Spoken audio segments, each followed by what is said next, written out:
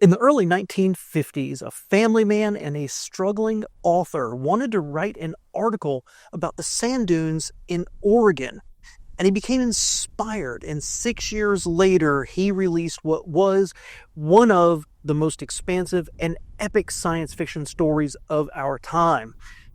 Unfortunately, nobody wanted to publish it except for an automobile book publisher.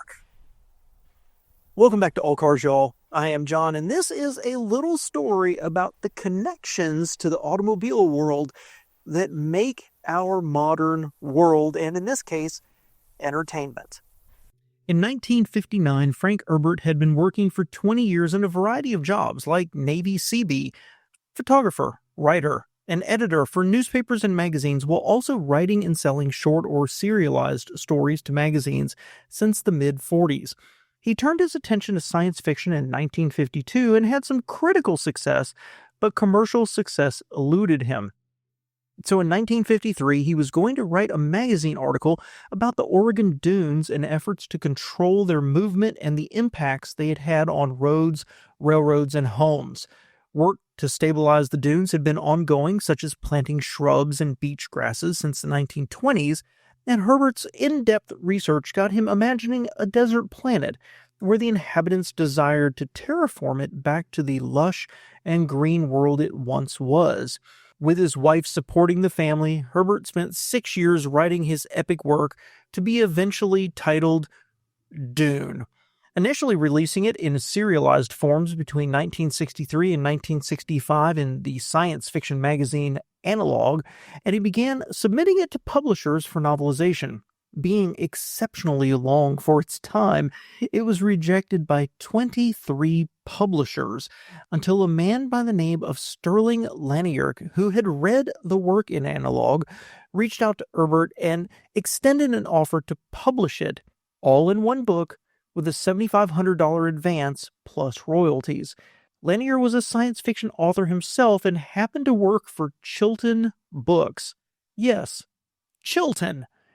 The automobile book publisher you probably know from the Chilton's repair manuals they'd published since 1904.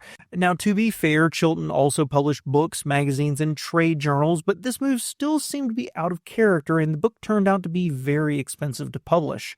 So with an engaging story, strong characters, and an expansive plot, you'd expect Dune to be an instant success. But no. The book was a slow seller, so much so that in 1966, Lanier was let go from Chilton for the apparent misstep. Sales slowly picked up, and by 1968, Herbert had earned $20,000, but that wasn't enough to quit his day job. And he continued as a newspaper writer, lecturer, speechwriter, and ecological consultant. By the early 70s, he was writing full-time and released 6 Dune books in his lifetime, along with multiple other books. In 1984, Dune finally made it to the big screen, but was a critical and commercial failure in the U.S. But it introduced a whole new generation to the world of Arrakis.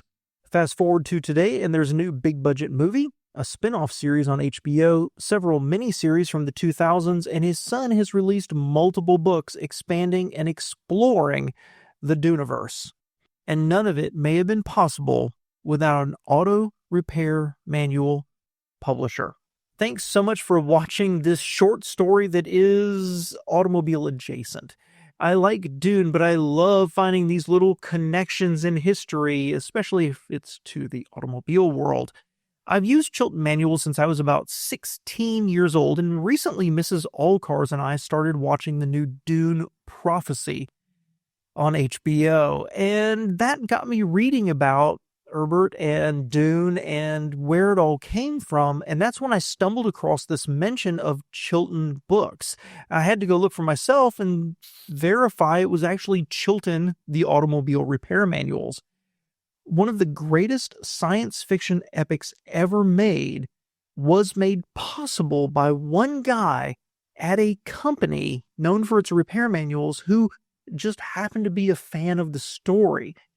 I mean, I had to do this video, and if you're curious, Frank never wrote that article about the dunes in Oregon. I hope you enjoyed it, and if so, please like and subscribe, and a special thanks to all of my Patreons who make this channel possible. And if you like random artifacts like this, check out some of my previous videos and please consider supporting us. Thanks for being here.